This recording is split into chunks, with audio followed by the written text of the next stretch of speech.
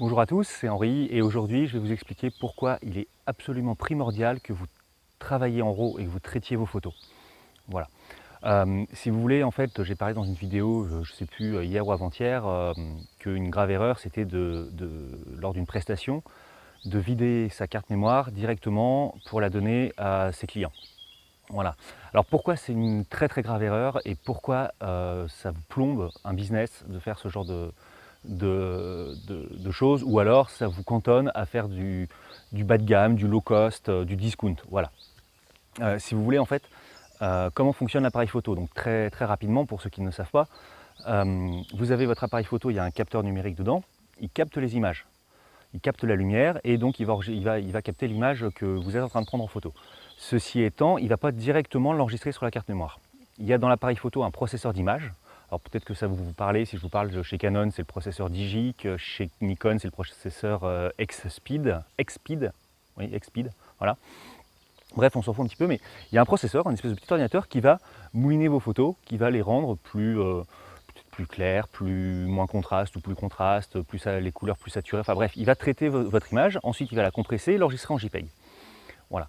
Et si vous voulez éviter cette étape-là, faut travailler en qualité, il faut choisir le format RAW, R-O-W. Vous savez, c'est les fichiers NEF chez Nikon, les fichiers CR2 chez Canon. Voilà, c'est des fichiers RAW. Alors, pour revenir juste rapidement sur le traitement que fait l'appareil photo, quand vous allez dans votre menu, vous pouvez voir, choisir le rendu de votre photo. Vous savez, il peut y avoir un rendu neutre, saturé, doux, noir et blanc, etc. Tout ça, c'est différents traitements que l'appareil photo applique à vos photos. Voilà, ça peut être aussi des traitements qui vont avoir des noms différents, ça peut être un traitement portrait, un traitement, je ne sais plus, voilà. Enfin, il y a plein de choses différentes, enfin, les monochromes et tout ça. Donc tout ça, c'est des traitements que l'appareil fait à votre place. Lorsque vous travaillez en RAW, vous avez directement le fichier brut de capteur. Vous avez ce que l'appareil photo a capté.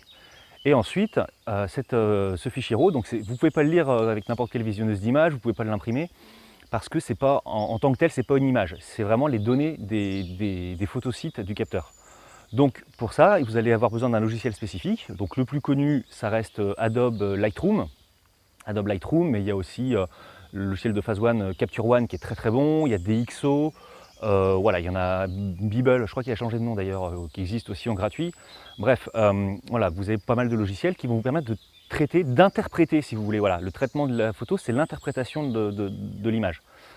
Et donc, ce traitement de l'image, il est indispensable. Pourquoi?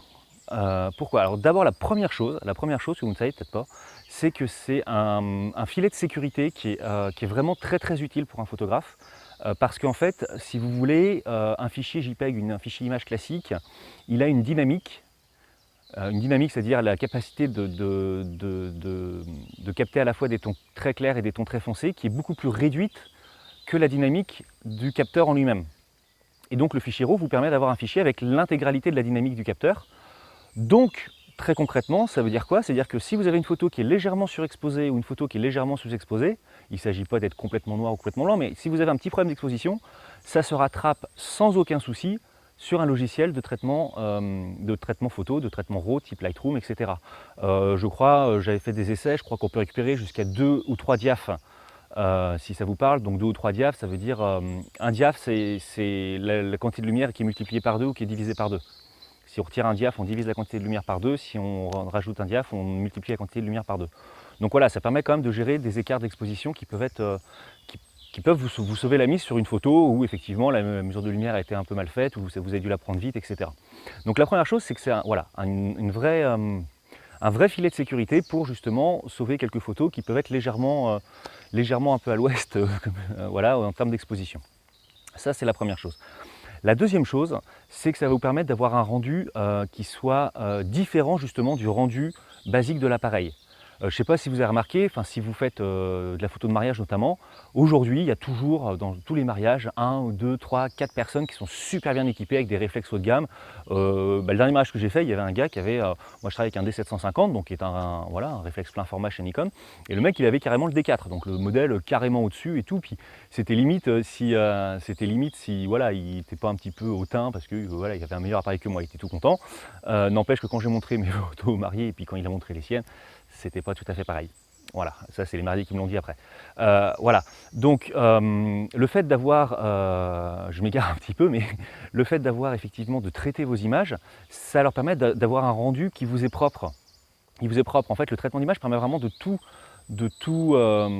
quasiment tout faire sur l'image. Donc bien sûr, on a la balance des blancs, donc ça on n'est plus obligé de la faire à la prise de vue, on peut la faire voilà, lors du traitement de l'image. On peut, donc des réglages d'exposition, récupérer des basses lumières, des hautes lumières, jouer sur la saturation, sur la clarté, sur la vibrance. Voilà, il y a beaucoup de choses et qui vous permettent de vous créer un style un petit peu à vous. Un petit peu à vous. Voilà, et surtout sans écouter ceux qui vous disent non, non, il faut travailler qu'avec la photo sortie du boîtier, etc.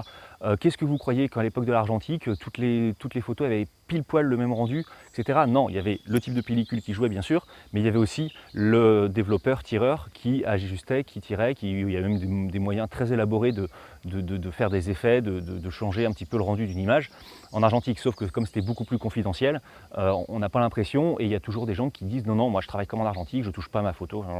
Voilà, non. Soit c'est l'appareil qui interprète la photo pour vous, soit c'est vous. Et si c'est vous qui interprétez, vous l'interprétez à votre manière, et donc ça vous permet de ne pas avoir le rendu direct sorti de l'appareil, qui est le même rendu que tout le monde va avoir. Et je peux vous garantir que ça peut vraiment changer beaucoup de choses dans le rendu de vos photos. Donc voilà, donc c'est une sécurité. Ça vous permet voilà, d'avoir un rendu qui soit différent du rendu de l'appareil photo. Et 3, c'est quelque chose, donc à voir un petit peu plus loin, mais quelque chose qui peut vous aider à vous trouver un style. C'est-à-dire que voilà, trouver un style, c'est-à-dire sur certains types de photos, travailler d'une manière qui soit différente des autres.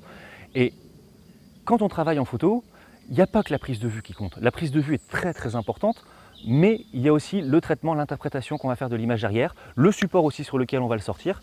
Et donc tout ça va participer à vous créer une identité photographique propre. C'est vraiment une étape qui est indispensable.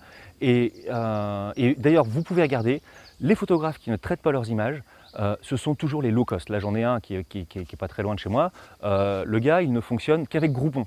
C'est-à-dire qu'il a ses séances photos qui sont à 200 €, vendues 19 € chez Groupon. Alors il y a la queue, il y a plein de monde, c'est génial, hein, sauf que le gars, il fait son shooting en 10 minutes, il vide la carte, il prend 5 photos qu'il file sur une clé à quelqu'un, aux gens, et puis basta. Parce que de toute façon, il ne peut pas y passer plus de 10 minutes, parce qu'à 20 € la séance, c'est un petit peu compliqué.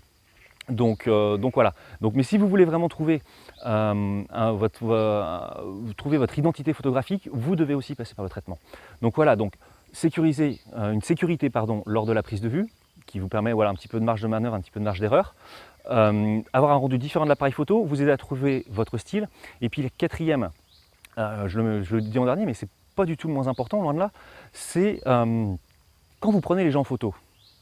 Quand vous prenez une famille en studio, quand vous prenez des gens lors de leur mariage, etc., vous êtes le fabricant de leurs souvenirs. Vous manufacturez des souvenirs pour eux, et ces souvenirs, ils doivent être encore plus beaux que ceux qu'ils ont dans la tête. Donc pour ça, vous devez utiliser tous les outils à votre disposition, vous devez absolument faire en sorte de tout mettre en œuvre pour que ces souvenirs soient magnifiques, soient géniaux, qu'ils aient des étoiles dans les yeux encore dans 20 ans quand ils regarderont les photos que vous avez faites. Et ça fait partie des outils qui vont vous permettre de ciseler vos photos comme un orfèvre va ciseler une bague ou un bijou. Voilà. Vous avez la prise de vue, voilà, c'est la matière première, donc il faut que la matière première soit bonne, hein, on est bien d'accord. Et puis après, vous avez l'affinage, le ciselage, le truc qui va, le petit détail, le petit truc qui va permettre de faire la différence. Voilà. Donc voilà de quoi je voulais vous parler aujourd'hui. Sur ce, je vais vous laisser, j'ai des mariages à préparer. Je vous souhaite un excellent week-end à tous et n'hésitez pas, donc si vous avez des sujets dont vous voulez que je parle, dans la description de la vidéo, vous avez un petit lien, vous cliquez dessus, une petite case à remplir, je ne vous demande pas votre email, votre numéro de téléphone ni quoi que ce soit, vous mettez juste votre question, vous envoyez et puis dans une prochaine vidéo, moi j'ai la liste et puis je vous en parle voilà, dès que possible. Bon je vous souhaite un bon week-end et à bientôt. Au revoir.